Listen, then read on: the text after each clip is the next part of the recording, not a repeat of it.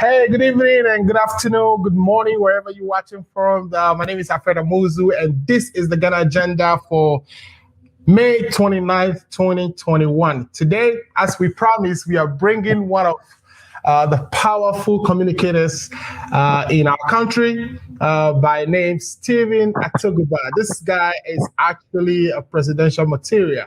He has formulated his own party called the National Liberation Congress after resigning from the NDC. And he has some things that he's recommended for the NDC to fix the party so they can come back and be formidable. We know the UP it's not divided, but the NDC seems to have some divisions because of some problems, and we believe that the party leaders should be tolerant and accept dissenting views. But when it came to some of the criticisms that someone like our guest today raises, like Atubiga always put in writing or state on media outlets, it comes as an irritation to the party, and he gets pulled here and there to answer questions, and it has culminated to where he decided to resign from the party. So we are talking to him today. We would ask him what his plans are for the new party that he has formed, the National Liberation Congress, and overall, what are his plans to lead this country should he be lucky enough to ever become the president in one day. So welcome to the show, Mr. Stephen Atubiga. Yes. Thank you so much. I'm getting the name wrong, right? It's Atubiga. Yes. Atubiga. Right. Thank you so much. Thank you to your cherished listeners. Good afternoon to everybody. Afternoon. I know they are all listening, and people have been eager to join the show. I will start sharing the link. Guys, if you're watching, please share the link. This is going to be a great interview. We are lucky to have him. He was actually in the gym, and he was telling me he has to jump out of the gym to do this interview. So we are blessed to have him.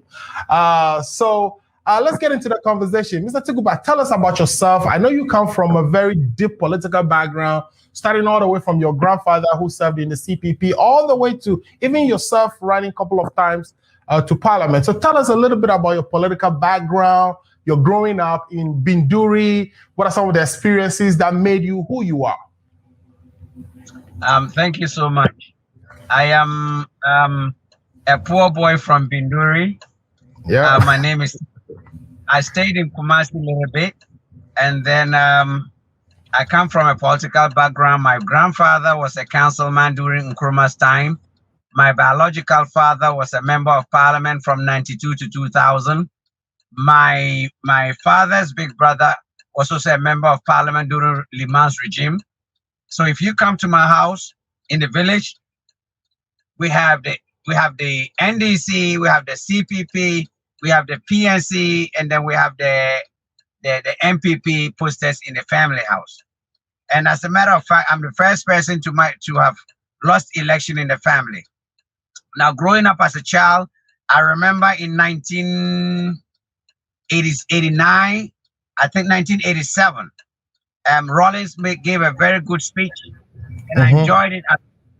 Then I yelled at my dad that, I want to also make a coup in Ghana and be like that man. My dad, I didn't have keys in my house that day. I mean, my daddy really didn't let me go. He said, "My son, you don't have to do that. You have to go through the same system through the ballot box. Your uncle was an exile under Rawlings when Rawlings took over. So you gotta go through the ballot box." And ever since it's been history. I traveled to the United States. Okay. I stayed there about 17, let's say between 14 and 16 years. I stayed in the United States. And then and when I was there, I was, those days, that was when internet radio had started. Right. Especially in African communities. So we were the frontliners for the NDC over there in the States till I came home. And then I remember when Nanado came in the States around 2000 and around 2008. I remember he wanted me, Boniface and Co, we became friends. They wanted me to come contest for the ticket of the MPP unopposed. Boniface, they poached me, but hey, I said Nana was a good guy. We took pictures, friends, but I just couldn't go with MPP because their ideology was different. And then, you know, when I came home, I tried. I lost by 2 votes, and I kept trying. But you know, you gotta have big dreams. If you follow smaller things, you go after smaller things to give you the experience and the preparation for you to grab bigger things. You don't have to win smaller things to go for bigger things. Right. You could be able to bigger things and then be practicing with the smaller things. But I've always had a dream to be a president of Ghana. I've always had a dream to lead my country because I have my own dreams. I have my own visions for this country. So fortunately, NDC gave me the opportunity to contest trying to lead the party as a flag bearer. But down the line, my big brother John Dramani Mahama came in, and I realized that no, I mean, he's done so much. He had what it takes. And then looking at the track record, there's no need rocking the boat. Why don't I let him go so that I could also take the baton after he was done? And anywhere I went, I told that your brother being a Northerner, when he got the opportunity, some places he did a good job, some places they felt he didn't do well. I said, oh, if I'm going to be judged by JDM, then I'm going to step back and let him take the lead. Then I'll support him so that if he's able to get the point again, then I'll be able to learn a lot from him again. Then, you know, the rest going to be history. But unfortunately, we lost. We lost because of human error. We lost because of people greedy. We lost because people didn't do their job right. We lost because people were selfish. We lost because the election was rigged, not externally, internally. We lost because people were irresponsible. We lost because it was a deliberate act to punish John Dramani Mahama. So there's a 50-50 catch in terms of he, the candidate himself, his office, the people that he chose to lead him win the election, they let him down. You got to be smarter than the equipment. How am I going to make somebody a campaign manager that I can't control? I can't tell him what to do. You got to make a big man.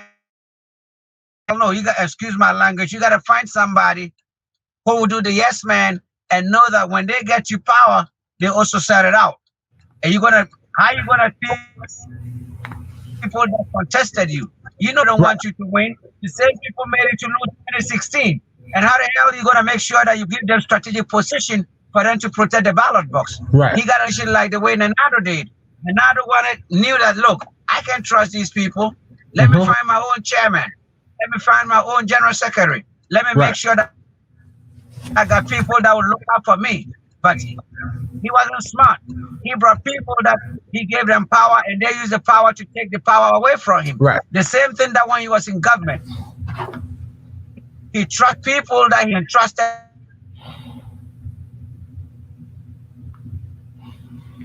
The power he gave them, they used the power to go take the power away from him.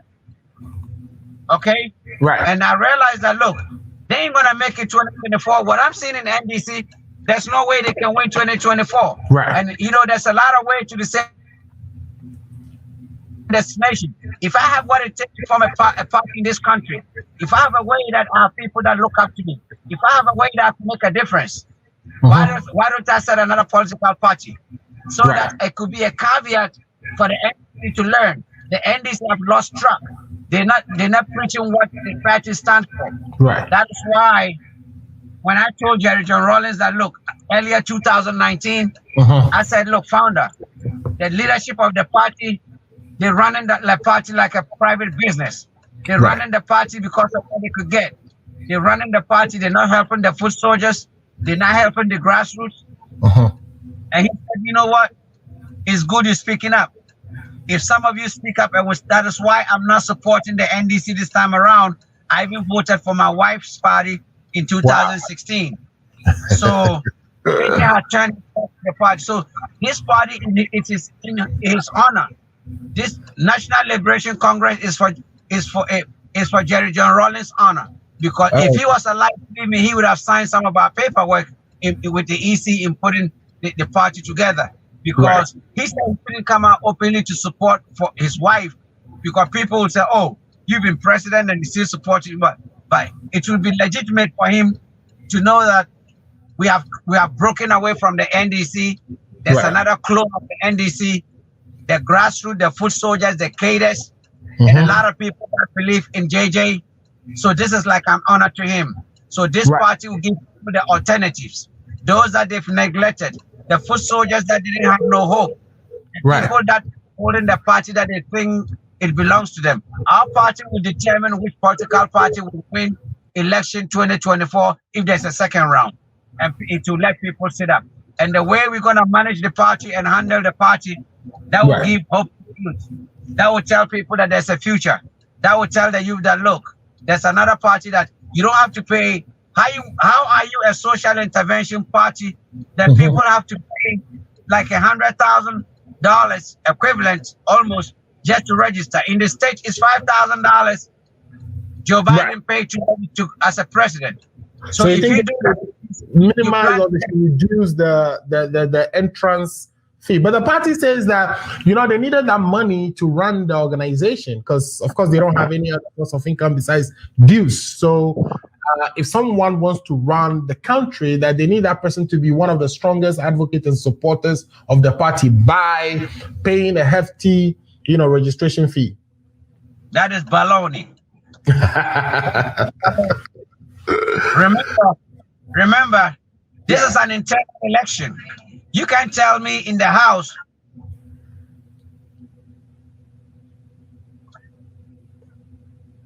that is a family. Right. It's good to have a lot of people to come and participate democratically if they have what it takes, not how deep their pockets are. Correct. Okay, that's baloney. The country will vote for you, not how much money you could dole out if you have what it takes to give good governance. Yes. Okay, they could be the Marines. It means whoever was able to rig money, if people gotta steal money, businessmen gotta give them money, and how do you stop the corruption? Okay, that is baloney. They could say that to the birds. Democracy shouldn't be expensive. Democracy shouldn't be weighed by how much money you got in your pocket. Democracy, monocracy shouldn't stop from wanting to lead. They could say that to the birds. NDC has governed this country before. Didn't know that they should have to plan 20 years, 30 years ahead how they're gonna run the party? What did they do with all the projects and the businessmen, the capacity building that they did? They could say that to the birds. They could say that to the Marines. That's baloney to justify that people gotta pay a lot of money because you wanna keep a party, then dissolve the party. That is not what the Constitution stands for. All right. I'm sorry to say this. They lost it. NDC lost it big time. Gotta go back to the table and do a lot of reform. Right. So you mentioned that, you know, the failure of NDC both in 2016 and 2020 is all due to human error. In other words, there are people who didn't do what they were supposed to do, or there are people who, you know, intentionally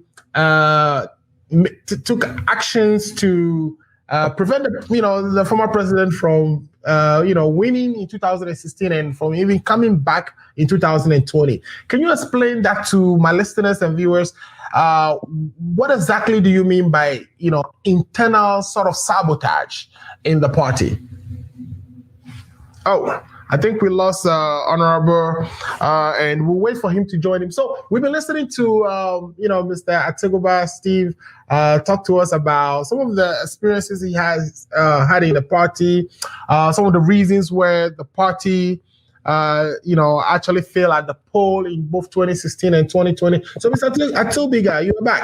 I was asking, what you meant by, there were some internal actions that actually prevented John Dramani Mahama from winning the 2020 election. What are those activities? What are those intentional acts? What did people do to prevent him from winning?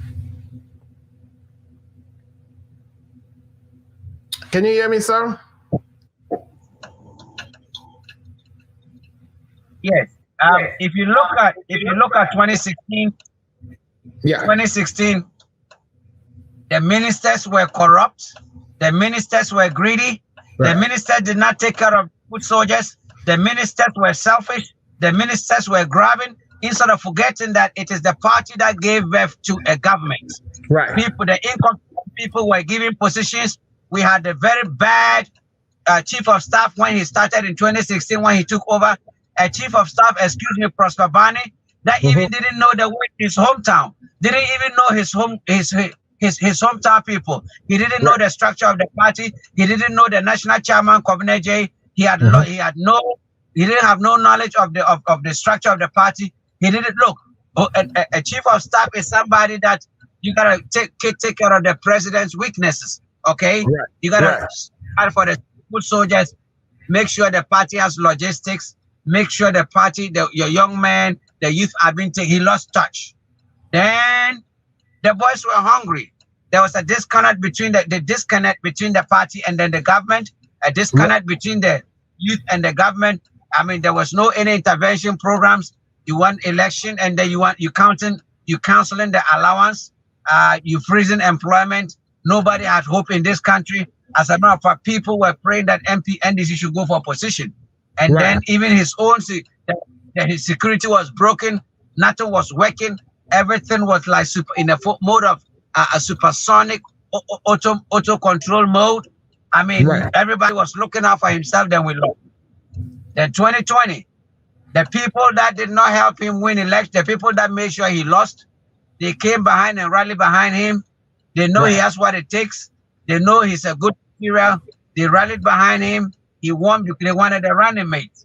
And then he went and brought an outsider to come and be the running mate, the lady. The lady is not a grassroots person. The lady has no grounds in NDC. And that is the reason why he lost again. Because the people said, wait a minute. If we've been struggling with you all this time, Atta Mills, when he lost with Hamidou, he gave you the opportunity. He gave another person. So if you've lost, you got to be changing the running mates so that people that have suffered for the party that are in line will all feel inclusive. Right. And that did not happen. So, and that deliberately made him to lose. Our national chairman has a dream of being a president. So if the lady goes and John Dramani Mahama does his one term, he may want another term. Right. It means he got to stay in line for long. And they all came together and ganged up the cabal and punished John Dramani Mahama. He losing the Right. So he got to. So John Dramani Mahama, does this show the type of person he is? Because these are some of the same people who were in charge of the party in 2016 and they have not performed well. Especially in 2016, we realized that the MPP put together a solid coalition center. They were able to call the election before even the media houses could call it. NDC didn't have any. What is the sense in putting the same people or allowing the same people to run your campaign again in 2020 and to be the same people who were put in charge of putting together a coalition system or a coalition center for collating the numbers and matching the MPP? I believe as a president or as a leader of the party, he needs to be hands-on and participate in, who is in charge of those outfit of the party so that they can deliver. Does this show the type of leadership he practices, or does it show that he's a hands-off person, that he doesn't get involved too much into the weeds? That's one of his weakness. He doesn't know how to cut the whip, and he can't be Mr. Nice. Sometimes you gotta see the other side of you. You gotta crack the whip on your appointees. Anybody could be president. Any lunatic could be a president.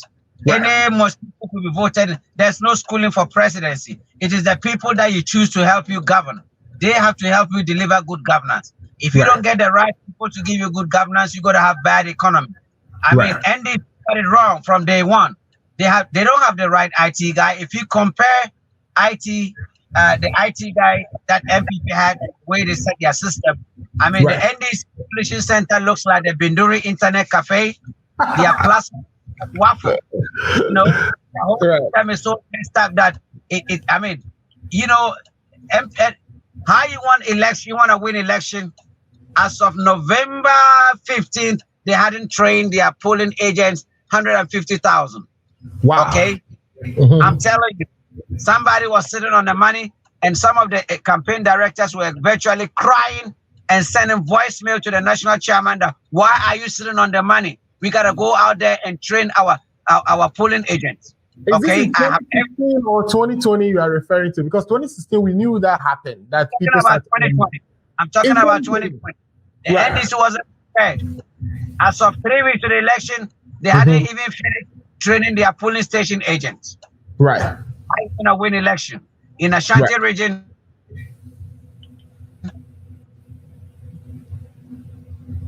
They hadn't finished training polling agents. How you gonna win election? Right. Okay. Besides that, you're gonna put irresponsible people at the EC strong room. People, somebody go make sure that we collect the results. You're sitting in somebody's office drinking coffee. I mean tea for good 3 hours, for crying out loud. But my problem is the president himself, office, his private office, his executive secretary. Excuse my language, I'm gonna cuss a little bit. What the hell were they doing? You gotta call the strong office and find out the people looking out for your boss. How are the results coming in? What is going on? That is why I'm peeved with them. They are not serious. They have lost track. I'm not going to waste time with them. I have to build a political party. I have to believe their legacy. If I die, Atubiga in Ghana, a politician, what did he leave?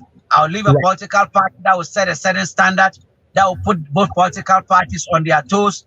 And the youth, my filing fee to be a president, to be a member of parliament, will be as cheap as coffee, will be as cheaper as buying a coffee, so that it will empower the youth. You can contest. It's not the matter of winning, but your messages and your vision will set an atmosphere of people doing the right thing for Mother Ghana. Right. So this is not a party you are putting together just because you want to become president. You are putting a party together to provide a platform based or grounded on the ideas and principles of former President Rawlings, which will compete with the NDC. Don't you think that competing with the NDC will end up keeping the Buzie Dankwa tradition in government forever and ever? Well, so these two outfits be coming together, and now I think with somebody as very strategic and very intelligent as you, shouldn't you be fighting inside to build a party versus actually, fighting from outside? I think we just lost Atubiga very quickly, and we'll wait for him to join again. But we've been hearing some very interesting thing. He's saying that the NDC did not prepare for 2020. That the coalition centers they put together was can be equated to internet cafe has been doing, and it's not anywhere comparable or near what the MPP actually has. And this has been the case for 2016, and I think we've just witnessed again a repetition of what occurred in 2016, where the NDC seemed not to have a way around properly collating their results, and to the extent that even at courts, and of course the NDC will say they didn't go to court challenging the numbers, that they went to court challenging the declaration, which again is really confusing. If you don't have a problem with the numbers, then whatever is declared shouldn't it be enough? But then you're saying that what they went to court for is that the declaration was flawed, that the electoral commissioner had changed the numbers on so many different occasions, and all they are asking for is, with all these changes you are making, what is the basis of the changes? Show us the numbers on which you are making those changes, and be able to kind of tally those numbers so that it corresponds with what they are aware of as coming from the constituencies and the regional coalition centers. So those are some of the things that the NDC claimed were the reasons they went in.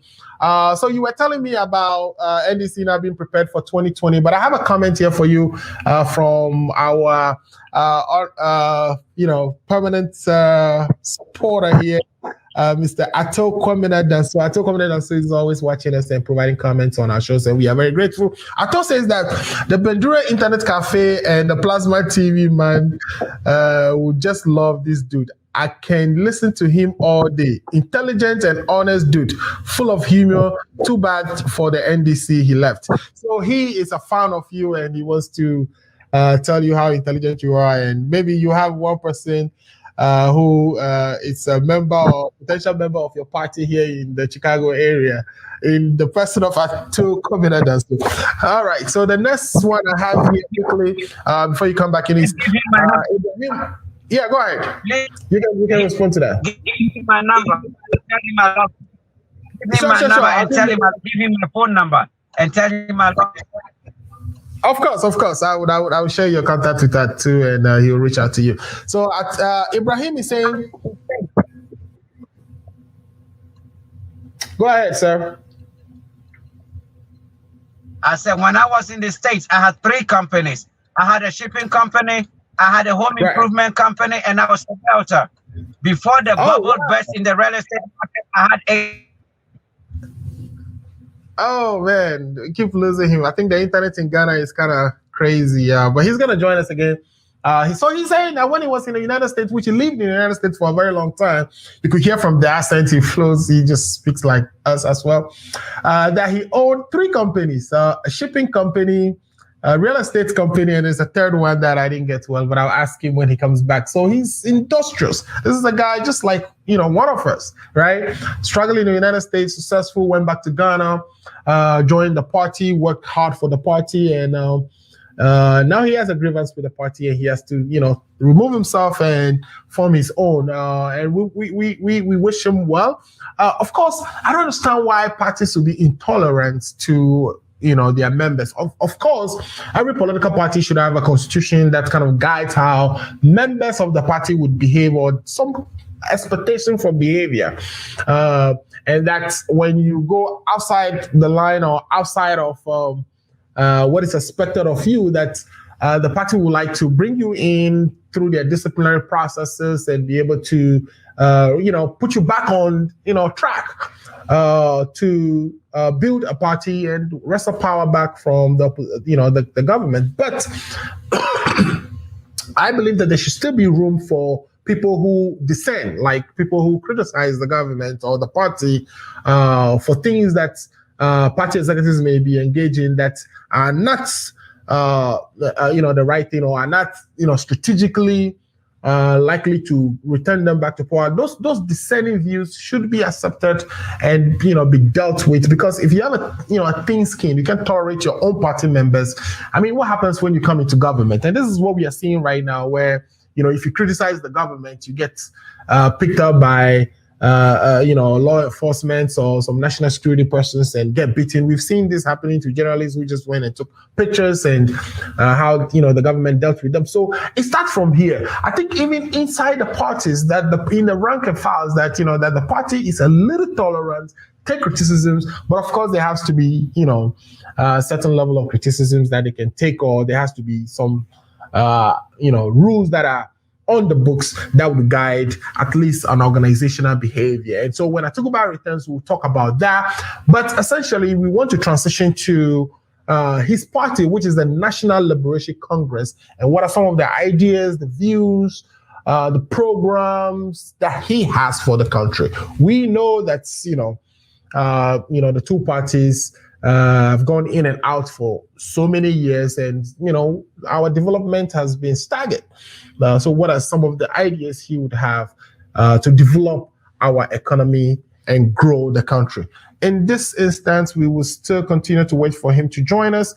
But let me read a comment here from Mr. Ibrahim Mahama. Ibrahim, I'm going to put your comment to him. So even though I'm reading it, when it comes back, I'll read a comment to him. You are saying, ask Mr. Atubiga that why did he keep so long before voicing out all what he is saying? Of course, Mr. Atubiga has written so many books, 4 of them so far.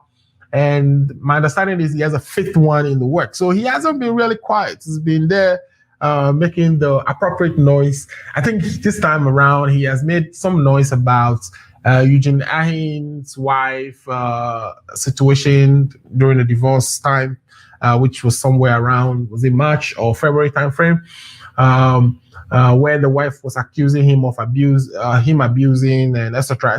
And he came into the defense of Eugene Ahin, and the party called him. And when he reported to the party's headquarters, other things were piled on that he has written that the party didn't find amusing at all. And as a result, they decided to, ask him to retract some of the words, apologize. I just try. He didn't want to apologize for some of those things, and this is why we saw the letter of resignation came through, and also the party, responding to him, accepting the resignation and etc. And then he went ahead and formed his own party.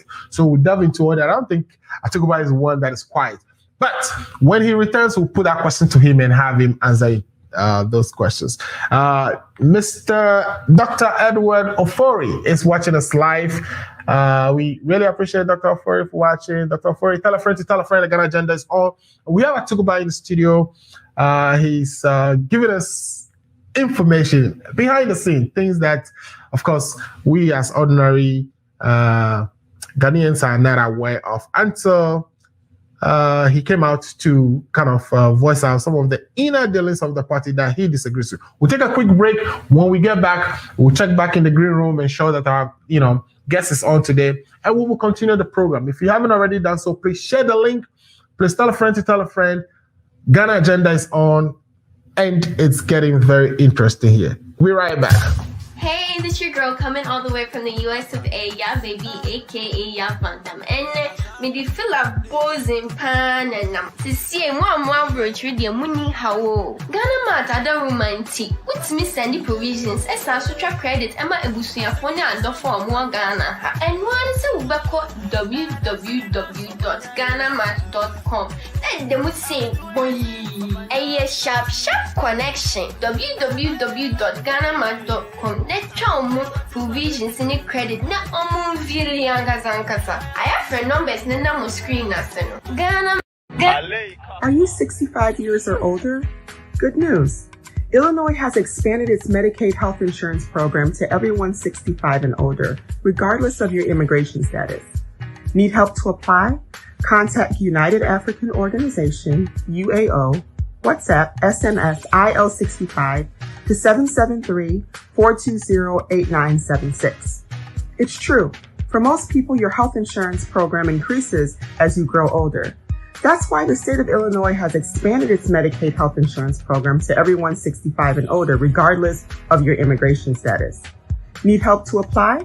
Contact United African Organization, UAO, WhatsApp, SMS, IL65 to 773-420-8976. If you are 65 years and older, there's one thing we can all agree on.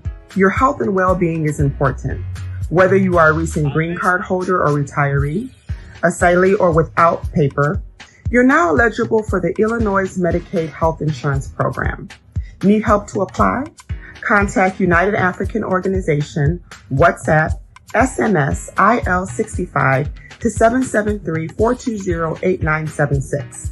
Documents needed to apply: your proof of ID, your proof of address, and your proof of income.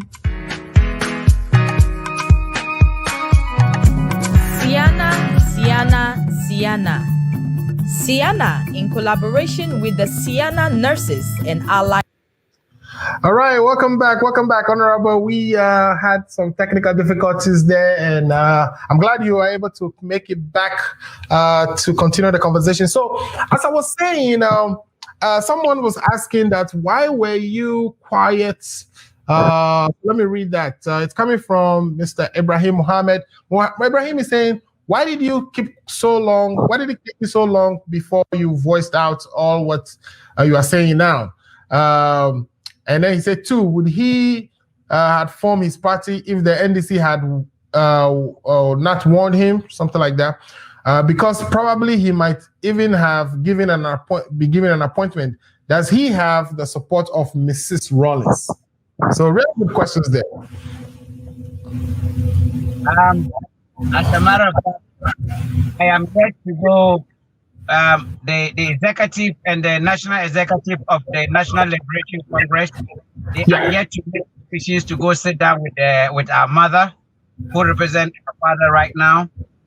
Remember, the party is bigger than me. It's not an island. It's a lot of people that came together, and I'm just a leader and the founder. But our people, the leaders, the grassroots, the foot soldiers, some opinion leaders, even as we just went offline, I just received call from a lot of people from even Gusitano and Co.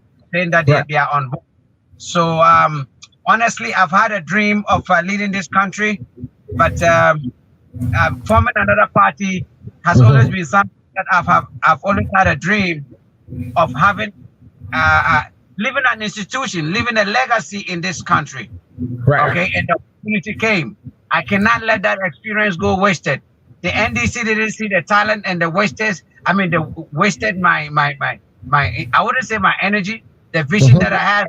You know, if you leave anybody that even lives outside the country a little bit, you're smarter than the best intelligent people in our country because you think outside the box. You can get money, value for money. You're not corrupt. You always want to get something done. You want to see results. It's not talking. You don't blame people. If you're given the opportunity to lead this country, fix it. Okay?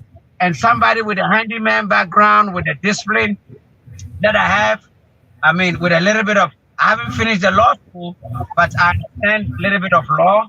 Okay? And I understand the street life. And then I was also electrician in the States. And then I worked with big companies. I mean, I've worked with, before establishing my own company, I worked with a lot of companies. I ran big jobs. I mean, I worked for Truland.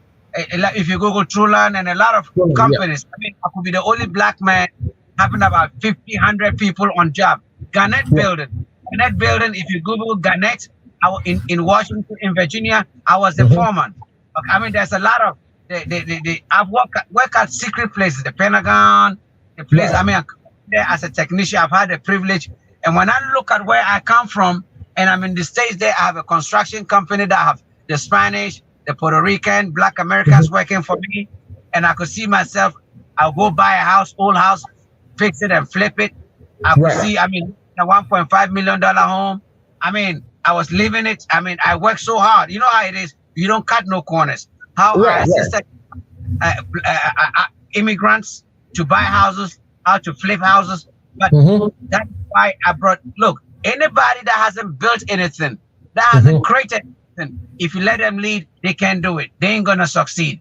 Because the system over here is not like the United States. Even if you're a blind man, excuse my language, even if you can't see, even if you, excuse my knowledge, excuse my language, even if you're dumb, the system is put in place that if what's his name? What's this crazy president's name? The one who just passed. Who just what's his name? The president in Ghana or in the States, the one Joe Biden took over from, who didn't want to let Donald Trump. Donald Trump could be president. Anybody could be president. Of course, all right? Of course. You saw how ignorant Donald Trump was. You saw how Donald Trump was running you know, people loved him. People loved Donald Trump with his style because he represented the real tradition of America. He believed in the system. With his ignorance, all he wanted is, he didn't want no immigrant in their country. He didn't want nobody. I mean, he was representing the real value of racism, segregation, how do you call it? Slavery, believing in America. If you're not an American, you don't deserve to be in their country. You don't. I mean, if you had the opportunity, he would have said everybody should leave America and leave only not just white people, but the real typical rednecks, the country, you know, the racist white people. That was what. So he's a nationalist. He's a nationalist. He wants. He believes in the United States and the indigenes and the power of, you know, them to be the ones in charge of everything. Pretty much, yeah. The same thing we should do in this country. Okay, the same thing. So if we have a leader that has lived outside, look at Kwame Nkrumah. Kwame Nkrumah built this country because of its ideology. He has stayed in the States. He knew the infrastructure. He knows that a good leader is about what you can do, not what you could take home. Okay, and as a human being, you gotta have an integrity. You gotta have integrity. You gotta have conviction. You gotta have principles. And these are the things that keeps me going. Yes, it gets me in trouble. People, but at the end of the day, the truth doesn't win instantly. The truth always wins in a later day. Okay, now I'm being vindicated. Okay, NDC regrets taking that decision. They didn't know you gotta be smarter than the equipment. Right. You gotta be smarter than the equipment. You gotta show people that, look, if you push me, I ain't gonna fall, or if I fall, I'm gonna get up and brush myself, and I'm gonna look fly and still looking clean. Okay? And I'm glad that they have regretted. They went to my parents because they went to my daddy. My daddy got the kinsman involved. I told them that, look, I'm an American train, and I gotta keep my mouth where my foot is, or I gotta put my foot where my mouth. So let me ask you, what is it gonna take? What would it take for you to rejoin the NDC? Because I was saying while you were gone that, somebody like you with your energy and intellect and strategic, ways of going around things, that you should be inside the NDC helping fix it, helping it to become a better party that is likely to wrestle power back from the UP tradition. Now, what would it take to bring you back? When there's a change of attitude, when the NDC structures in place that the poor and the nobody have hope in the party, when the party is not greedy, they start doing capacity building. When the party remembers that the value of the party is people's matter, and they gotta know that the party is for the poor, and they gotta put structures in place that the poor has hope in it, then we could talk. Right. Okay. Because we witnessed Beda Samoa, forming his own party, the DPP or so. Of course, the wife of the former president, Rawlings, we're talking about Nana Konadu Ajima Rawlings here, forming her own party, the National Democratic Party. And of course, you also forming your own party, which is, of course, the third time we are seeing some party form after some disagreement with the main or the core National Democratic Congress. These little chips away from the party, do you think these are contributing to the party's demise at the poll? Because, like you said, politics is a numbers game. And sometimes it just takes, a few people switching the whole constituency to go to the other side. Do you think actions like this, individuals who are prominent in the party, leaving the party to form their own, is causing the party at the polls? Thank you very much. All the people that broke away from NDC, they never look. Rawlings' wife's party, it didn't sit well ethically that you've been a first lady, they have served you. The circumstances that she left, it made the foundation of her party very not good, because John Dramani Mahama didn't make you a running mate. Right. That's why you're upset. Or Atamils agreed that you go one term, he goes one term, and then you take over. When Atamils went one term, people around him said, look, you still fit, you gotta go. But he had a deal with Nana Kunedu. Right. So part of it that compounded that she left. So her leaving, she couldn't take a lot of people away. Or better, somewhere they were upset with Jerry. You can be upset with the founder, then you take a lot of people away. Right. And those days, there wasn't social media like what we're doing right now, that people in all over the world, the villages, will know exactly what went wrong. Right. I am a grassroots person. I represent the nobody. I represent the people that have sacrificed for the party. I represent that loyalty doesn't pay. I represent the struggle of an average Ghanaian, and I represent the cry of the nobodies in the party. And then the way the party treated me. So that is why my exit is biting a lot in the system, is biting the party, because I'll be getting a lot of sympathy votes. Okay, and then as all of them, I represent my party. None of them say I represent the value of Jerry John Rawlings. So that is the difference between myself and them. Right. So at the post 2024, that would take the decision. Does Atubiga have the clout? Does the people believe in suffering? Or those who are in my situation that they don't want to vote for the party anymore? Right. It's my party alternative of supporting me for us to punish the party, so that we will decide who leads this country. Right. Yeah, with that. Yeah. Go ahead. It's a rescue mission. It's a saving mission. It's a dignity mission. It's an all-inclusive mission. It's deserting mission.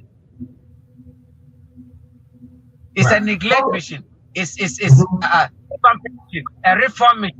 And that is what the value of this, that is what my party, our party, the alternative party, the clone party of the NDC is giving hope to the average Ghanaian. Right. Okay, great. So this is like too many grievances that people had all coming together to form a party of their own that represents the ideas of or the principles of poverty, accountability, and social justice. In this case, now, how far are you with the party's organization? That is very true. Yeah, have you already registered with the EC? What are, have you filed all the proper documents, and is this party now? All our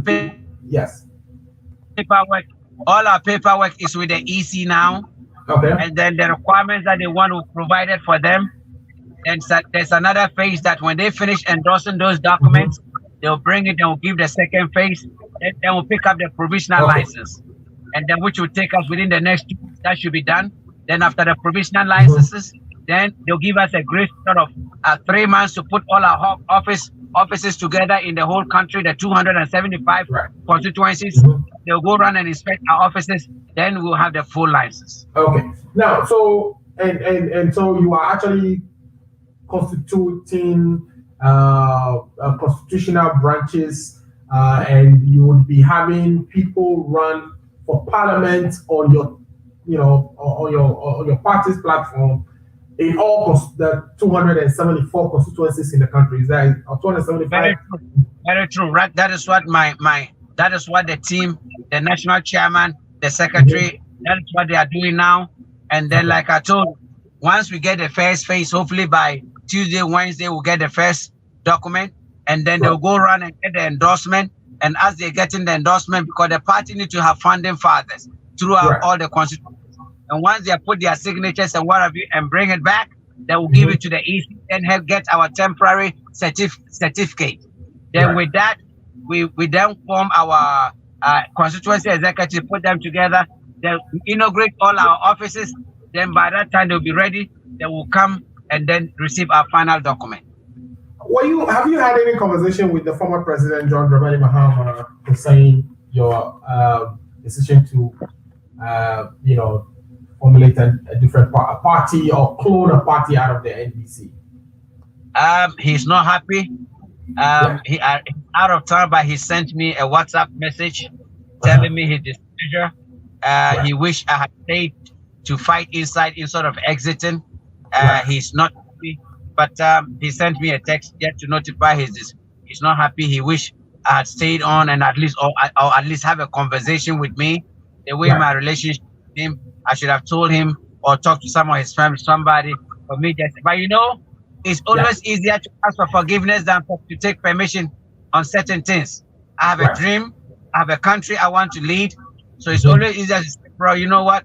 This is what I want to do. I'm sorry I didn't tell you, but hey, let's all keep the ball rolling and see who scores a goal. His goal is my goal. My goal should be his goal. I've sacrificed for him for a long time. I've been with the NDC for 29 years. Okay, next year will be 30 years. If it was a baby or a child, but not a child is ready for marriage. So I want to build something. Right. Okay, great. So I'm sure you said something that you would. I think I overheard you somewhere say that you would even ask him because of how you believe in him being a good guy, a good person, and somebody who has the country at heart, to come to your party and lead your party to victory in 2024. If that is the case, then why don't you, after organizing your party, go back into negotiation with the NDC? Because I think you have more in common with the NDC than any other party. Is it possible where you join alliances? Because even if you go back into an alliance with the NDC, you now have a say. You can now dictate, how coalition center is built, because it's going to be an alliance between NLC and NDC. And NLC should have a seat at the table when these decisions are being made. What do you think about that? That will be the decision of the National Council of Elders, our godfather, the leadership of. But we don't intend merging with NDC. We don't intend. That is off the table. We want to see how many votes we could gun together 2020. We don't intend sitting with them because it's the same value. If you take a bottle of 7-Up and you put how do you call it, Sprite in, it's the same taste, it's the same value. They have to show a change. They have to show that they are different. But we don't intend merging with the NDC. We don't intend to. Look, we want to give the NDC a run for their money. We got to teach them a little lesson, okay? But we don't know about the people. But I have a party. I don't want to let people down, okay? I want to save this country.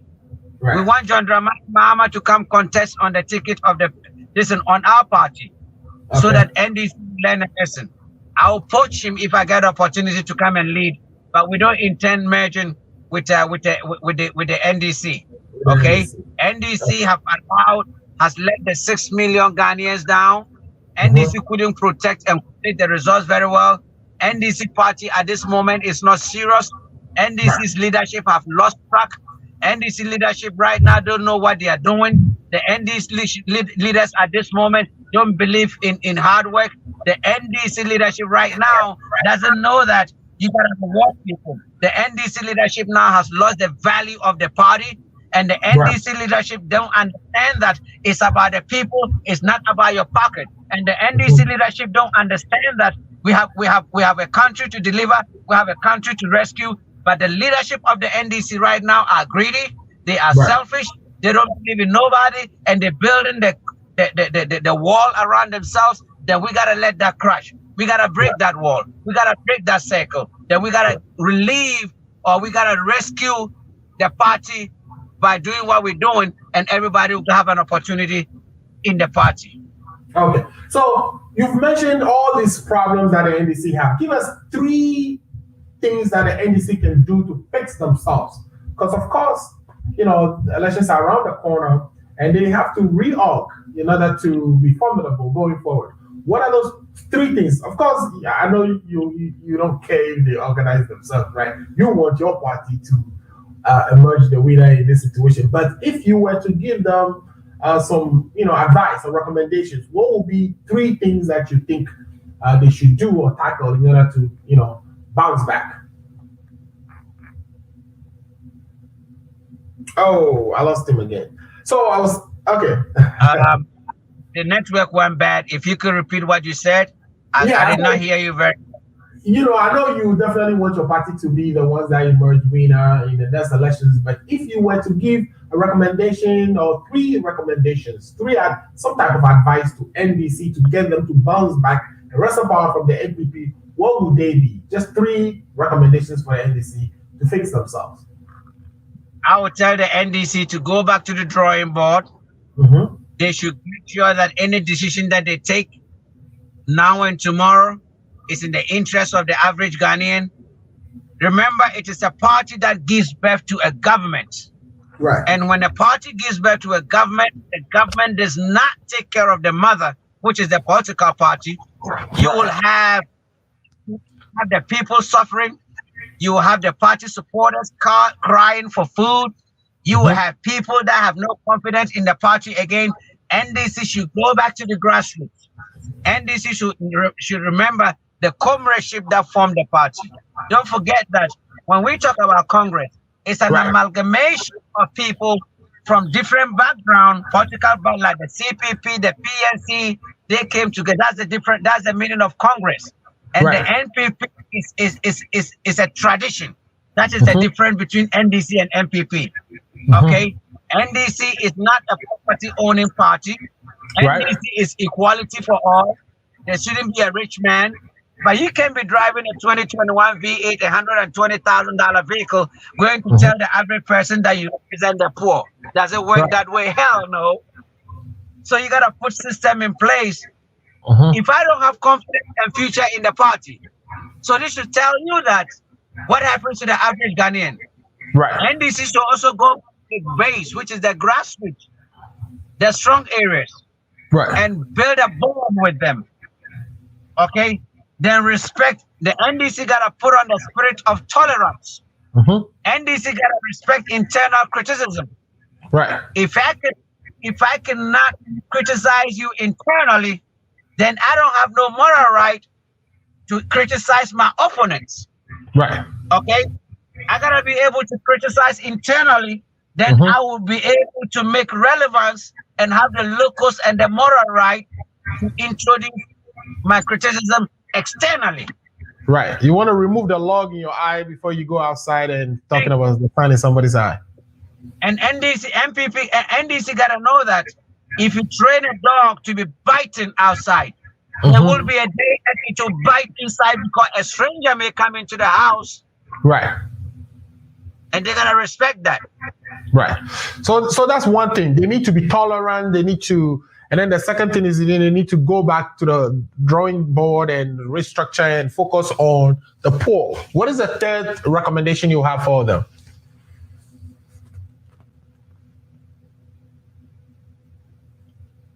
Yes.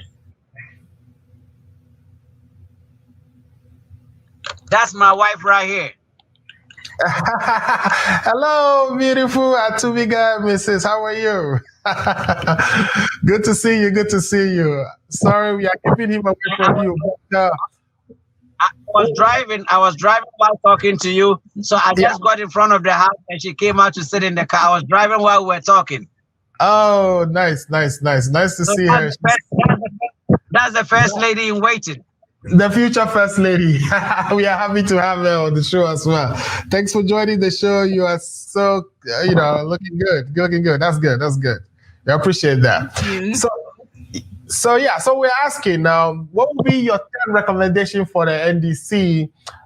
Even though you want NLC to be the winner, but if you were to advise them, what would be the third thing they should do so that they can bounce back? The third thing I think I want them to do is, if they can dissolve the party right now and join us, a very nice thing to do, so that we will leave. Just we tell some of our members, we don't want all of you to come to collapse the other party. We want some of you to stay there so that we will tell you which people you should vote for, so that we'll keep the mother party alive. But we will lead. We will lead. Okay? Right. We will lead like the duck. When the duck is going, the duck is behind and the kids are leading. That is how we want to lead DC. Right. So you lead in the front. So of course, they're not going to dissolve their party and come back. Now, what I want to do is I want to finish. By the time we finish 2024, believe me, the NDC will turn like the CPP. The NDC will turn like the PNC. And believe me, we will give them a run for their money. Okay, great. There's a comment here from Thomas Asena. Thomas is saying that the main reason why the NDC did not win the 2016 and the 2020 election is because there was no party formed from the NDC. Thank you, Atubiga, for your breakaway. Victory awaits NDC in 2024. Ayazu. Of course, this is a NDC supporter. And he's saying because of the breakaway that it means there's something happening in the party which is likely to, pull it to power back in 2024. What do you say to that? Is that your understanding? Do you think because he broke away that the party will win? Telling you, our support base is from home. We will pull a lot of votes from the MDC. We will take at least 20-30% of their votes away. Okay. And where does it put them? This is a reality. If we take 20% or 30% of their votes away, that is about some 1 or 1.5 million people, right? Because of the 6 million that they got. Where would you be getting the other 6 or so, or another 5 million for you to win? Because in Ghana, for you to win, you need at least more than 6 million votes to be victorious. So what are your plans of getting more than the required 50 plus 1% to become president? Okay, this is what I'm going to tell you. If we're able to take 30% from the NDC, okay? Yeah. Then the floating voters will give us the opportunity. And then, the burning of the excavators and then the galamsey unemployment, they're not going to vote for NDC. They're not going to vote for MPP. Okay.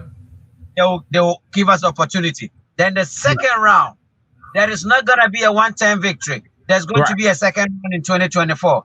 And that is where we'll see who got the muscle, okay, to make sure you have the best deal. Maybe I may tell NDC to support me based on, NDC may have more members of parliament. Right. And have the numbers, okay? Then we may tell MPs to join us. Then we lead. Right. Okay. NDC, it's a no deal for NDC, no deal. Right. Yeah, of course, the people are angry in the country right now. They are all asking the government to fix the country over issues that have, built up over the years. Of course, our electricity grid is still in shambles. We are still having doomsaw. In 2021, when, of course, John Dramani Mahama has installed excess capacity for the country when he was exiting. There's so many issues. Look at the Galamsey issue, the water body. So people are getting peeved. And of course, they want alternatives as a result. And so you are coming in at a very good time to actually take floating votes away from both parties. So that, definitely looks like a workable solution. So what I want to do now is I want us to focus on the NLC itself. With the many problems we have in this country, economic growth-wise, we know that our debt at this point is about 76% of GDP, which is continuing to grow. Government just went and took another 70 billion euro 70 million euros, to start a development bank. There are so many things going on. What is the plan that will be rolled out by an NLC government to reduce our debt or dependence on debts, but at the same time grow the economy? Okay, thank you very much. A country like Ghana, you have to run this country like a business entity. You cannot run like the way this government is running Ghana, like a sole proprietorship. You gotta believe. Look, Singapore has less than 7 million population. Right. They have 367 banks. Singapore, Ghana, 30 million. We should have auto banks. Banks that are just auto, that will be auto banks. So meaning there will be lending to auto industry and the auto. Yeah. Okay. We should have auto banks. We have real estate. We should have real estate banks. We should have agri banks. We have all the banks that you think about. Any country that you close banks, you shut the economy down, because the only people on the government payroll today is less than 1 million population. Right. So what happened to the 29 million people? Let's assume 10 million are kids. It means the non-formal side, the kayayas, the tomato sellers, the businessmen, the charcoal, they are. So if you're not running the country for them to feel the impact, who gives a job? Does anybody in the United States expect that when they finish schooling, government should give them jobs? Hell no. Absolutely not. Businesses. You could set up anything. All right, you could build anything. Then once it makes sense and your credit is good, even if your credit is not good, you could bring people on board. You're gonna get them set up the business. Right. Under my leadership, government ain't gonna give any ministry any dime. If any ministry, the minister, if you cannot run your sector as a business entity, you're not fit to be my minister. You gotta have somebody to go construct the railways, and maybe you're gonna come put on. You will come and put the coaches on. Government only get the taxes. You get people that will construct the roads and put the toll booths there. Even if you're accident, those forests you put in there, then they make their money certain number of years. Then government takes it back. Okay. Another thing, how the hell are you gonna give a contract to a contractor to go to a technical school to go paint the school? Unfortunately, we just lost the Honorable Stephen Atubiga again, but he's gonna join us. I know Noor is enjoying the show. Noor is saying, please come back and tell us more. So we'll wait for him to join us, and he's telling us, the plans that his party, the NLC, would roll out when they come to government. And he's saying that, he's going to run the country like a business, that all his ministers would have to run their ministries as a business. For instance, that, contracts will be awarded for roads to be constructed by private entities, and those private entities will be allowed to charge tolls on those roads until they are able to recoup all their investments and make whatever profits that they've agreed with the government, and then the government takes over those roads and manage it on behalf of the country. So I was just kind of paraphrasing some of the things you were saying about giving contracts to get roads built and have toll booths on the road until the investor recoups his money or her money that the government will take over. So tell us more. I have Nora Tete here. And Noah is saying he wants you to come back and tell us more. So thank you, Noah, for watching. But yeah, tell us more, please. Government spending a lot of money to rehabilitate government buildings. All this could be done as practicals, for the technical schools. We spend millions of dollars to do the roads. We don't maintain them, and they start falling apart within the shortest period of time. That could also be a practical work for the technical, those who do in the road engineering sector. We get them the bitumen machine, we get them the bulldozers, we get them the trucks, and they do that as their practical. Then we're going to save money. And government ain't got business building hospitals. It's just like Innova. Government should just build hospital centers that handles dialysis, heart problems, chronic diseases. Since we have the national health insurance, then people will be investing like you in the States. You could build like a 3-4 bedroom house. Oh my God, our internet today is crazy, and that is kind of messing the show up. But we're hearing a lot of good things. So of course we have all these technical schools in the country, even polytechnics. That's people graduate from those schools and just some of them go and do their national service in the bank. You're an engineer, electrical engineer, you go do your national service in the bank. Meanwhile, we have a lot of electrical engineering problems in the country that you could be helping with. There are people who are in technical schools learning, building, construction, painting, and etc. But he's saying that we still award contracts for commercial organizations to go to those very same schools, that the technical schools, and paint the schools for them. Why wouldn't we, of course, employ or get the students engaged in resolving or helping out with those problems, even while they're in school or after they graduate, and be that or use that as their national service. So these are some of the good ideas. Of course, we want him to come back and tell us more. So basically, what is happening here is the ideas that, of course, the NLC it's espousing or is talking about these ideas. I believe if you ask Atubiga, will say are grounded on what's the principles and the bedrock of the NDC, or the founding father of the NDC, former President Rawlings. So, Mr. Atubiga, you were telling us that the technical schools could have been engaged in practicing some of the things they are learning while they are still in school. Please tell us more. Like the government buildings, the technical school students will be painting it, will be refurbished. Government vehicles will be changing their oils at the technical school. If it's involved in the accident, they fix it, all in the form of practicals. They're maintaining them so that they will not wear and tear quickly. They can, then the government will save a lot of money. But we don't think outside the box. Okay? Government could make the agri sector. Look, any amount of food you bring to the United States, they're going to buy. They'll consume it. So we could be active with the farmers. The banks give them the loans, the incentives. They do, a lot of farm. So you expand the private sector, and it touches everybody. But everybody's on his own now. You got to be creative to survive. You got to know how to do your own papa. And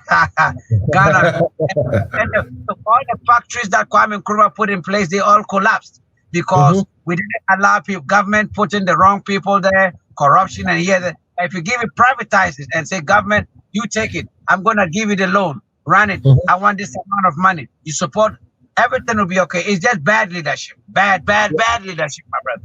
Yeah, so our problem is bad leadership. It's not like we don't have the resources, but that's, leadership is not. But leadership will tell you that they are now going out sourcing funds for a development bank to kind of be dedicated to, providing long-term loans and medium-term loans to small and micro enterprises in the country. Isn't this what you are saying? Isn't this one of the things that you would even want to do in terms of forming bank for construction, bank for mortgages, bank for auto industry, bank for... Wouldn't this be the same thing that, the government is currently doing by investing in a development bank? How you gonna spend this? You go get a loan to come build a bank, and the same amount of money you spent to close other banks doesn't make sense. It doesn't make sense. So in other words, you're saying they could have recapitalized those banks that they closed. Makes sense. And perhaps use them for the purpose. Yeah. If you are in the United States, the police officer in Chicago has a different uniform. And if you go to the counties, they have different uniforms. That's correct. You gotta do that the same in Ghana. You gotta make sure the police officers make their own money. They gotta go to court and win cases. That's how the police make money to buy the vehicles. Ain't nobody giving them anything. So that the sheriff is able to know that my policemen are winning cases at the court. Their people are paying fines and they're pushed into the system.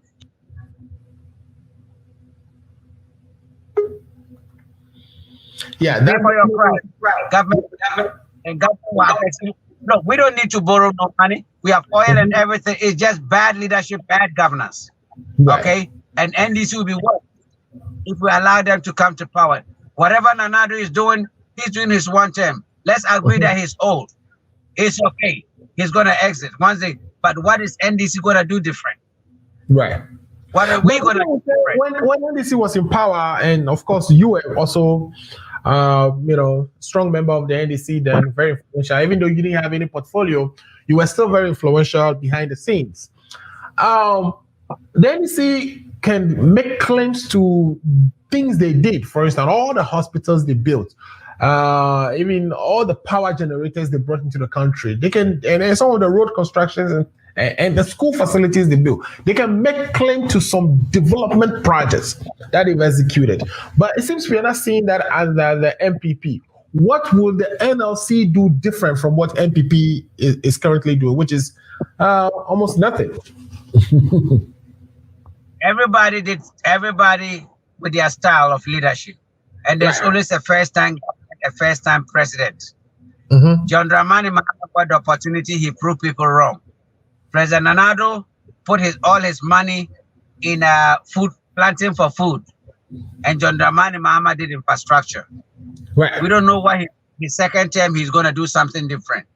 Right. Every president will style. But I'll be a president that thinks outside the box. At the presidency, I'll have an office for Nanado, put him in charge of planting for food. I'll have an office at the presidency for John Dramani Mahama. Come and do what you do best. I'll have an office for President Kufuor. Come and do the intervention programs that you want to do best. And then together we'll country. And I will insist we having a 40, 50-year plan. And that it doesn't matter whoever comes to lead the country. You don't stop my projects. You got to use the resource to continue the projects before you do yours. Continuation. And that is what I'll be doing different. Okay, great. Thomas. Of course, I'll be bringing investors. Go ahead. You say you'll be bringing what? I'll be bringing in investors.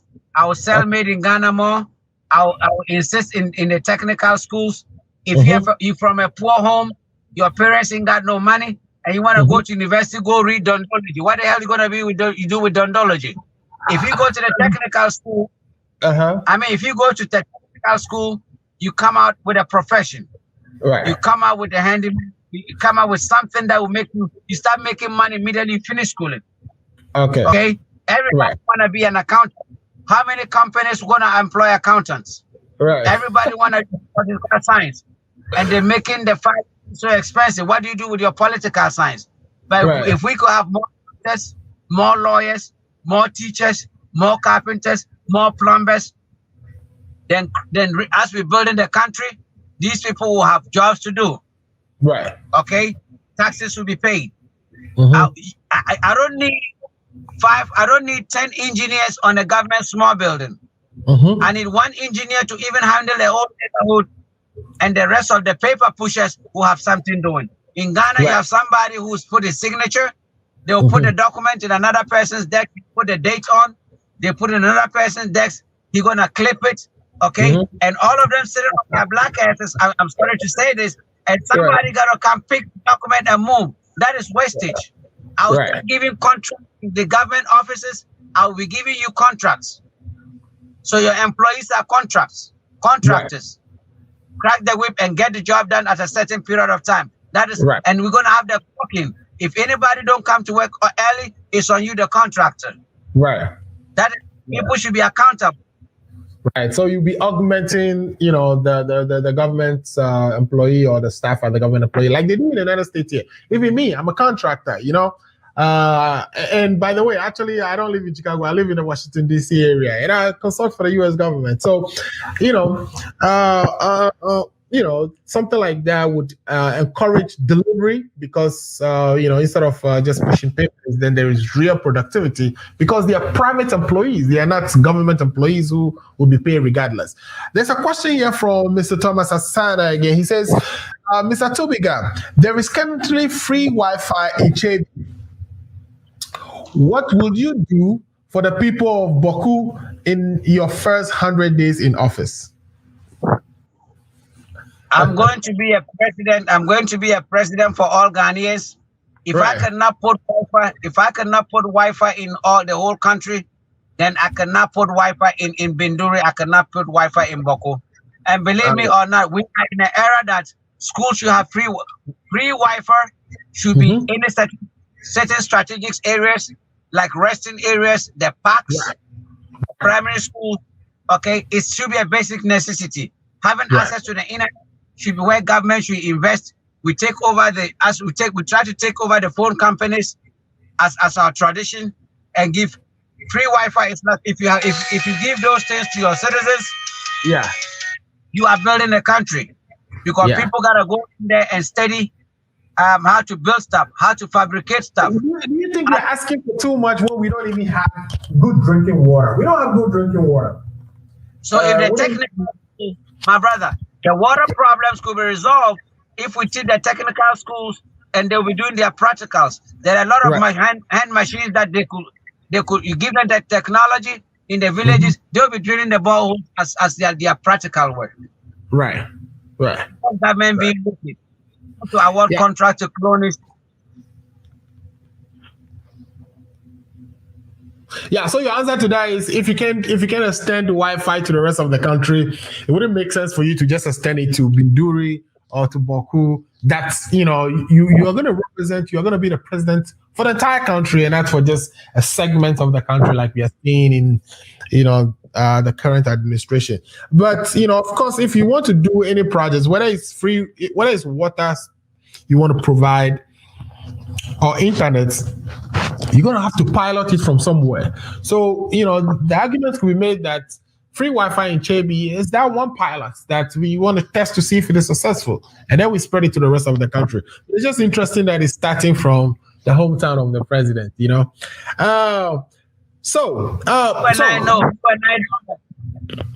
know that with technology today and satellites all over in the sky, there are some gadgets. You can go hang it on a tree, and then the whole area will get the Wi-Fi for free. That's correct. We can strategically technology. You don't need to get Wi-Fi and even be paying somebody. You could get free Wi-Fi in the sky somewhere in the area. You just get the right gadgets and install it. Then you could have free Wi-Fi for the communities. And we're talking about bilateral trade. Bilateral trade is not just asking for money. They could come put the technology and every constituency everywhere that you're gonna have Wi-Fi everywhere in your country. Right. The Israelis may give you some, the Americans may give you some, the British may give you some, the Canadians may give you some, the Germans may give you some. By the time you realize the whole country has free Wi-Fi and it's free. Okay, great. Okay, one other issue that is on top of mind for every Ghanaian is Galamsey. And we've seen the number of people from China who end up in Ghana. And currently speaking, Ghana is the country with the most Chinese living anywhere in Africa. Ghana has the most. I think we have about almost 700,000 of them also. Which is almost, if you do the calculation, is about 3% of our population. And we know that the technique the Chinese use in drilling, it's very not friendly to our environment. They use the most heavy equipment. Even their small scale mining, if you consider the techniques and the equipment and tools they use, it's not really a small scale. It's a large scale mining they do. But because the way they contract even these lands, that they are now on the radar of the government, so they are now on the hook for reclamation and planting. But at the same time, this the Chinese government is helping us with a lot of things. Like we're in contracts with them to build a road for us, for which we'll pay with diamonds or we'll pay with bauxite, etc., etc. How would you manage this relationship so that you don't piss off the Chinese government, at the same time prevent the Chinese who come to our country and help our locals destroy our environment? How would you navigate this without pissing off the Chinese government and continuing to form a good relationship with them and have them support us with our development agenda? If you think of Chinese buffet in the United States, is the Chinese. If you want real noodles, you want real fried rice, is the Chinese, right? Right. They're taking over the market in the States. Because if you ask a Black American to cook you Chinese rice, you can taste it. Right. All right. Right. So as they, because Chinese, they in advance, they train themselves. Mm-hmm. Okay. And they've trained so well that they become the experts of the gold, in mining of the gold. Mm-hmm. Who gives the Chinese a visa to come to our country? We did. And then when they come to, what address do they put the coming in? We give them and then when they come in, who receives them to the villages? Right. And when they receive them in the village, who gives them the land? Mm-hmm. The black man will kiss the ass of the white man. The Ghanaian will have the same technology that could do that better. Right. But because of lack of, any Chinese man that comes here comes to invest. And they have an association that they put a lot of them and they support each other. Mm-hmm. So look, no government can stop the galamsey mining in this country. No government. I don't care what anybody tells. Because there are some countries that, so there are some regions, some constituencies. Mm-hmm. There are no cocoa, there are no yam, there are no maize. All they have is a natural resource like the obuasi. Mm-hmm. People got a mind to eat. Fathers be mining. Great-great-grandfathers be mining. The generation, all they know is mining. Mm-hmm. They are blacksmiths. They are goldsmiths. Okay? Mm-hmm. So you got to find ways to work with them. All right? The illegal miners are afraid of the chief, the assemblyman, the DC, and even the police and the military. Because when they come, they go back to mining. But if government dialogue with the citizens and then show them how to do safe mining, it doesn't matter whether it is Chinese, and tell the people they got to protect your environment, police your environment. Mm-hmm.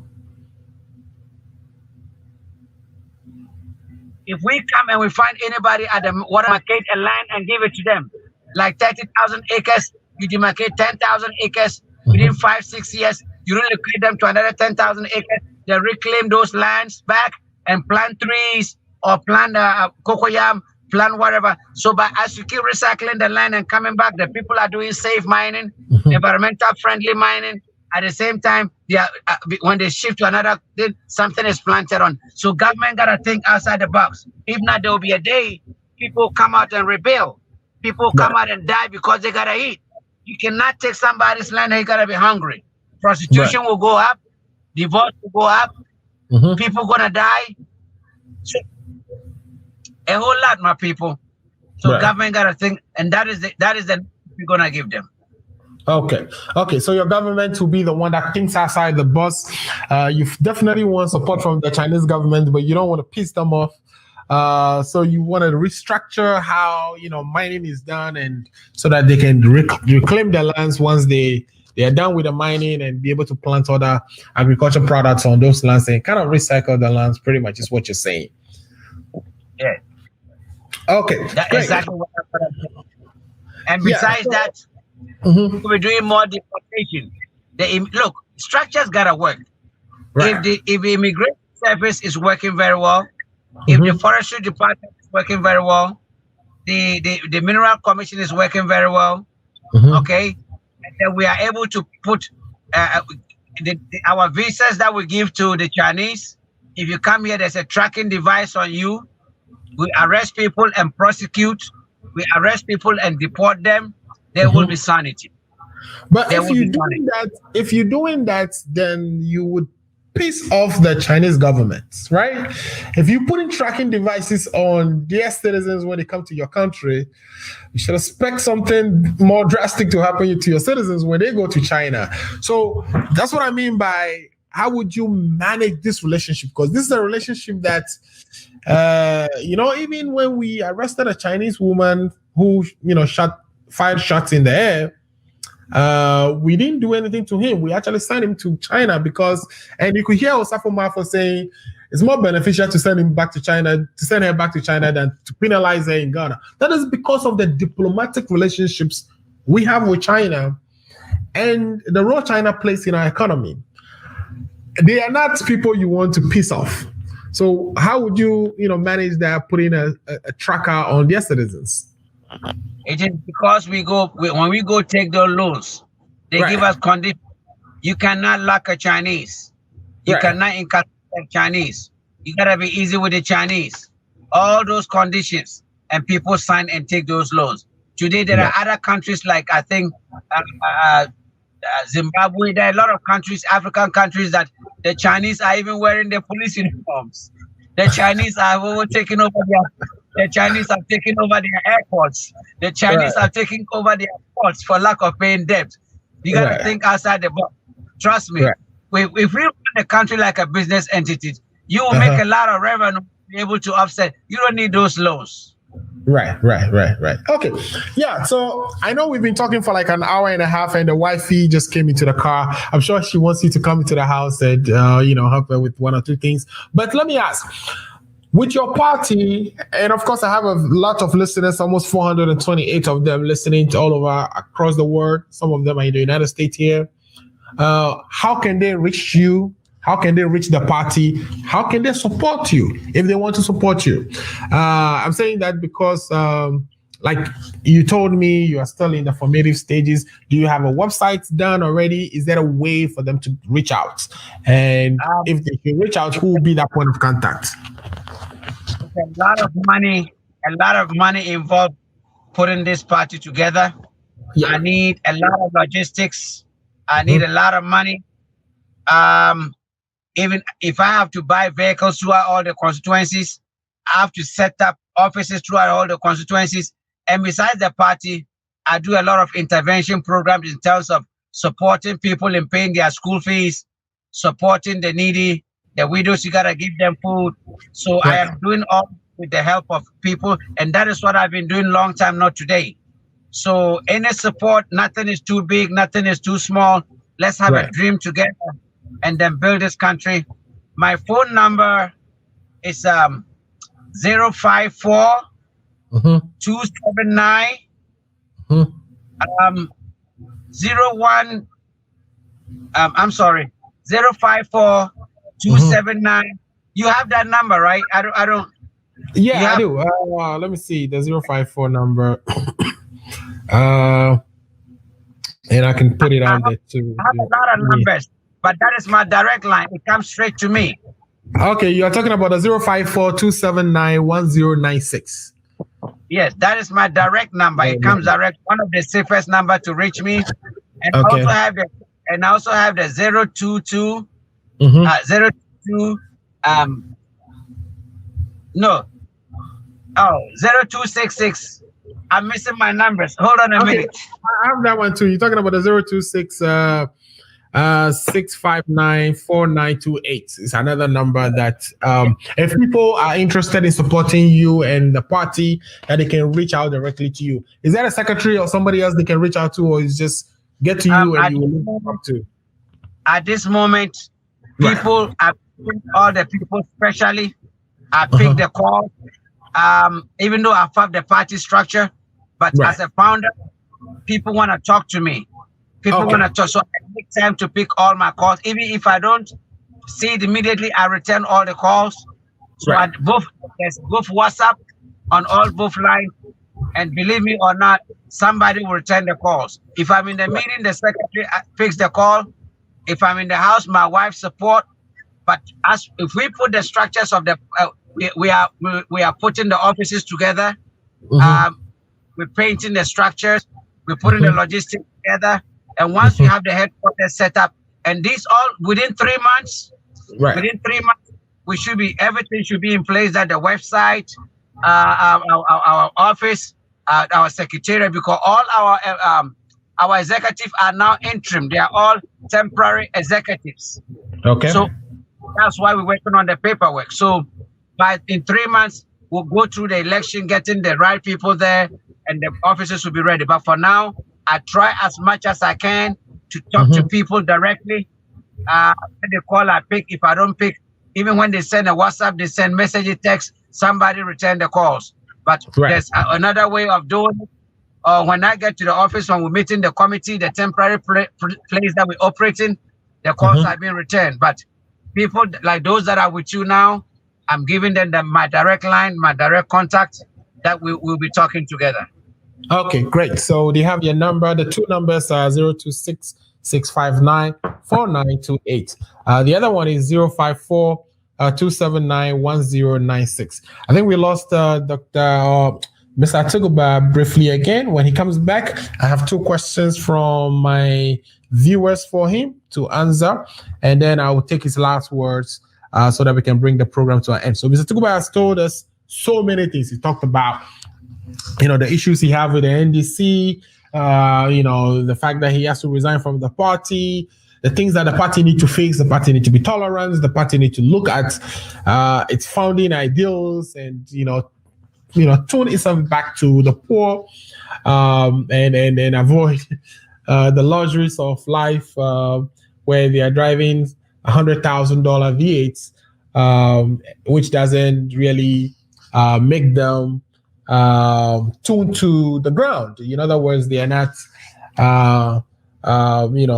living according to the ideals for which they were formed, and some of that can be perceived as lost in touch with the people. So he's saying all kinds of things that the party can do, and I've actually asked him to give us three, and those are the three solid things that he believes the NDC can do to bounce back and to wrestle power from the MPP come 2024. Now, come 2024, if you ask the NDC people, they will tell you they are confident that they will still, wrestle power anyway. And you can see that in some of the statements and the comments that we've got here, especially from Thomas Asana, who says that, because the party was together, there was no breaking up or nobody peeling away in 2020. That was why, in fact, they lost the election. That's by the mere fact of some type of agitation in the party currently that is going to work well for the party. I don't know the logic behind that, but that's what he says. So Mr. Atubiga, you back to us. There are two comments that we have here that I would like for you to answer to. And, and then I'll take your last word so you can go to my lovely sister there and continue to enjoy the rest of your weekend. So the first comment says, and it's coming from Ibrahim, it says, can you tell us something about the Galamsey and the burning of excavators? What will this party do with regards to mining if voted into power? So I think you've talked about mining and what you would do, but the piece that perhaps maybe you can give us a little bit about is the burning of Galamsey. And we know that some of these things end up in judgment debts. Is that the right thing to do? Do you think, we have a lot of silt in, for instance, the Odogo or no? The Odogono, which is the big gutter in Ghana running through Nima all the way to the sea. shouldn't the government be trying to, mobilize and take some of these excavators and drop them in the doggone and deseal that whole gutter so that we can have free water flowing through that gutter and avoid these floods that we get every year, instead of burning the excavator? So if you can help us answer that, and then there's the second question I'll read to you once you answer that. So what do you think about this burning of excavators?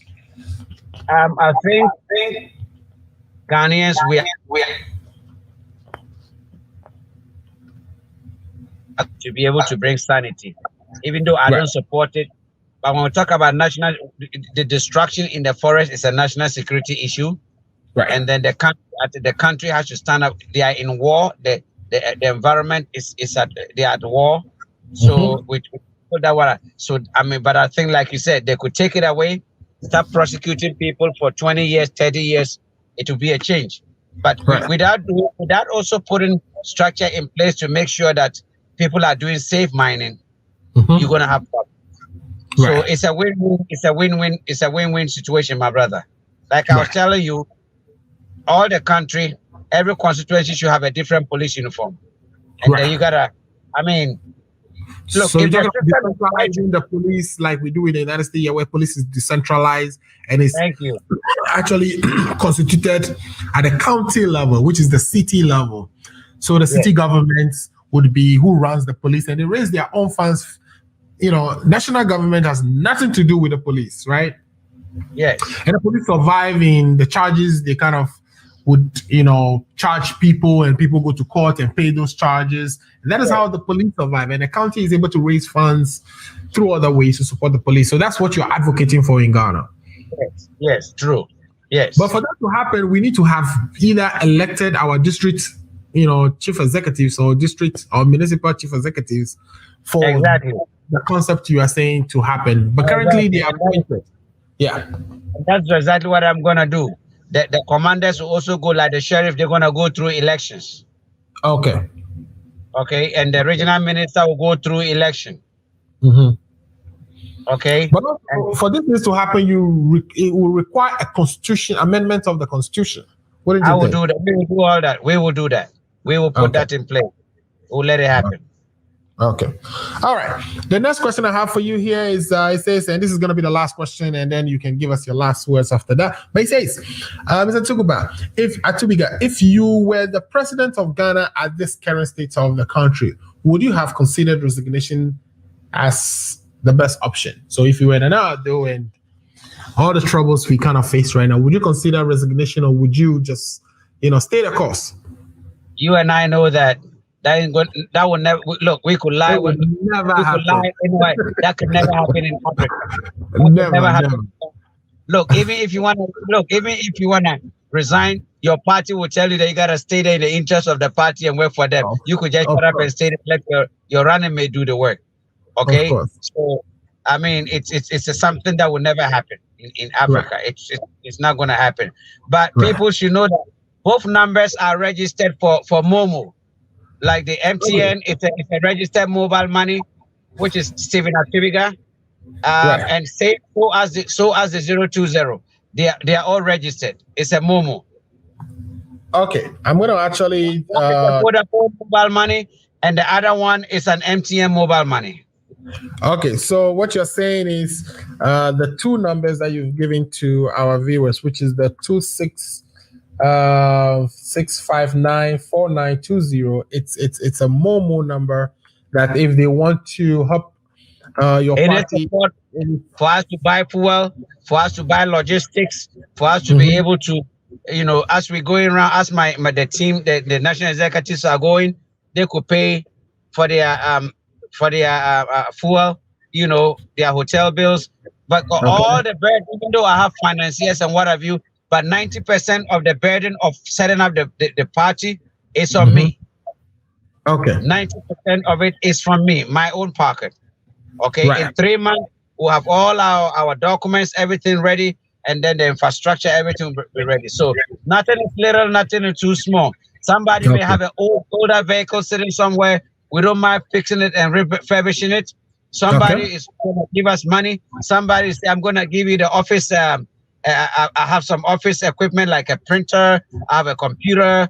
I have this, I brought a vehicle, I cannot pay the duty, you go clear. I mean, anything. I'm dealing with 275 constituencies. Right. Okay. And then you're dealing with a whole, you got to Spanish there, you got to have logistics, but it's a challenge that I believe in 3 months, I'm going to have it done. Right. Well, let's talk about, the NDC USA here, of course, would be interested in you finding a common ground with the National Party at some point and be able to bring these two noble organizations together to continue to fight the good fights and represent the former President Rawlings's ideas in a coherent way versus, dealing with it on your own and destroying what he has started. Even though you say that when he was alive, even he agreed that, you should go ahead and form a party and, of course, let your views be known. But, of course, I believe that's what NDC folks in the US here will want. But again, people are getting exhausted. People are getting tired with the two parties, both NDC and NPP. And like I said, this is the moment where people are asking for the country to be facing various ways, and your party couldn't come at a good time. So if you are able to do that in 3 months and actually bring people together and form the constituency level organizations that you need to actually run a formidable campaign and win an election, that people will gravitate towards you still. I'm going to wish you luck, and I know with the zeal, I can feel it, the passion that you expressed here today, that you're actually going to do what you say you are going to do.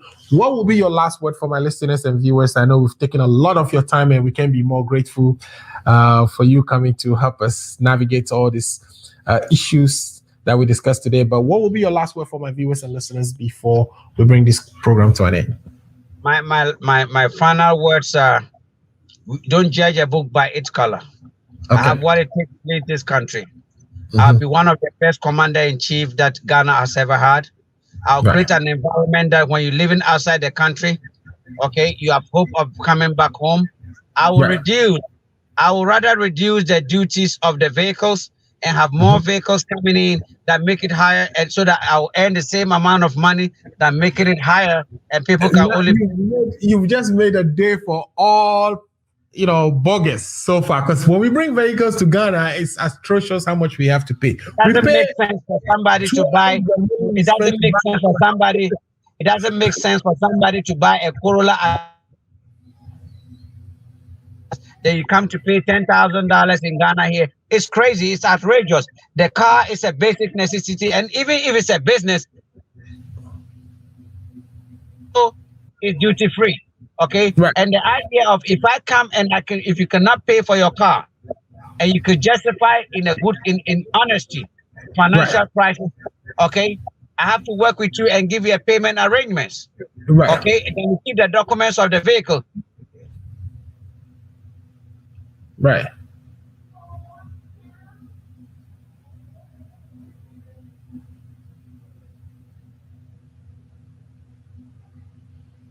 Yeah, I think our guest is frozen there. But he said something very interesting. He's saying that, under his leadership, that if you bring a vehicle to Ghana, which is something we've all done before, we all do, especially those of us living in the United States here, and you're buying a vehicle for $4,000, you go to Ghana and pay $10,000 in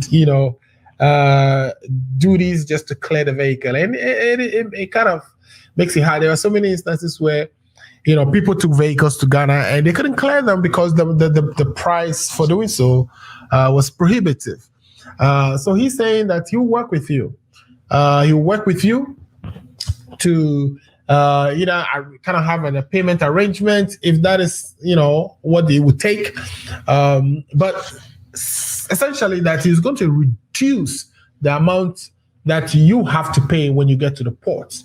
And I think that is something that is making our day, especially we who live in the United States, who are always the ones to be victim of higher duty or taxes at the ports when we send our vehicles back home. So that right there, and also somebody will argue that, of course, there's a domestic market we are trying to sustain. But of course, not everybody can buy a brand new vehicle coming from the production lines of what is the name? Is it Kasaka? Yeah, the Osofo's car company. You know, it's not everybody who can acquire that. It's not everybody who can buy the the VWs that have been assembled in the country, brand new from the production line. So, you know, when we get these used ones, that meets the requirement, because we know that it has to be at least 10 years younger.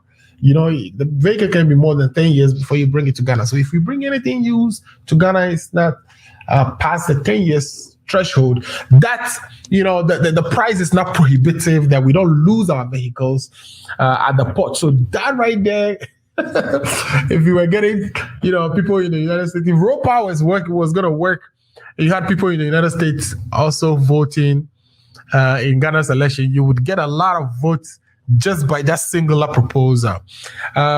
It's been great talking to our guest, Atubiga. I think, you know, he may be coming back to finish his last words, but otherwise, this has been a great program.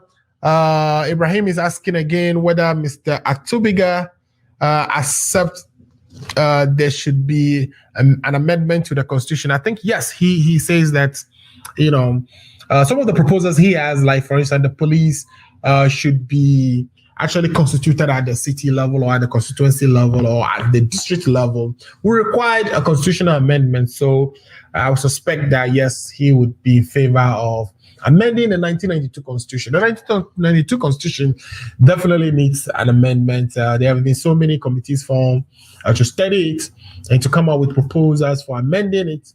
And I think there's some work I've heard, lectures from Kofi Abochi of the UPSA Law School and other prominent and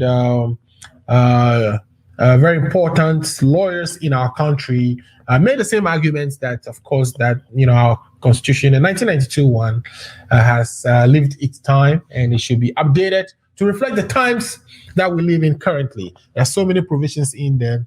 Just on the surface of it, too, there's so many mistakes in the document itself that perhaps an amendment would have or would take care of. So yes, it should be done, and I believe my brother Atubiga, when given a chance, would do that for the country. I am grateful for having such a great person join the show today. This is an individual who wouldn't be quiet or intimidated or be shut down. He represents the discerning voices that we need, you know, to kind of move the country forward. Even in his own party, he was able to point out some of the things that are wrong with the party. I just hope that he did it within the confines of the party's constitution, which perhaps then wasn't the case, and as a result, that he has to now form his own party. But we wish him well. And it is our wish that between him and the NDC that they are able to find a common ground at some point and be able to leave the ideals and the principles of probity, accountability, and social justice, which is the bedrock on which this our democracy was actually formed, and which is the counterpower, or provide a counter or alternative power to what we currently have, which is the property owning UP and Dankwa, you know, tradition, which is currently ruling the country, and we all see or are witnesses to how that is panning out. So, without much ado, I would like to, on behalf of myself and all my viewers, say a big thank you to Mr. Stephen Atubiga for joining the show and sharing his thoughts and plans for his party, the National Liberation Congress, with us, and we hope that he will join us in the future should, you know, he be given all the approval from the EC, and should he need to come back to us and tell us more about, you know, who would be part of his team, etc., and how things are going with his party. We would like to have him here on the Ghana Agenda, where we talk nothing but strictly what moves Ghana forward. Again, my name is Alfred Amuzu, and today has been a great show, and I'm sure you would all agree. We'll be back next week. In the meantime, the Voter Association, not a Voter Association, matter of fact, Sienna has a health program today, which is starting at 5:45. If you are available to join, please join the show. We'll be talking about all things coronavirus and how to survive it. And of course, there will be Toli session after that, which is very entertaining, and that will be coming up 2 or so hours from now. And I'm also sure some of you are watching the Chelsea and City game. I'm about to, switch to that very quickly myself to see who's winning. But I hope your team wins and that you use that opportunity to enjoy this Memorial Day holiday weekend. That is all for the show today. We'll be back next week. In the meantime, enjoy your weekend and stay safe. We will see you next week. Marcus presents a virtual Sienna Health Forum on the topic Surviving the COVID-19 Vaccine. This will be held on the 29th of May 2021 at 6 p.m. Eastern Standard Time. Venue is virtual. On the panel are Prince Hodogbe, Dr. Prisla Seshi, Prosper Seshi, Grace Agbo, Alice Nyamadi Anan, Empress Yasmin Ahiambla Doche, Ninette Ajimahe, and Ruben Hajide. Your hosts are the prominent Steve Day and Alfred Amuzu. The Zoom link ID is 757-434-4700 and the passcode is 4782. Sienna, move forward with the socio-economic development.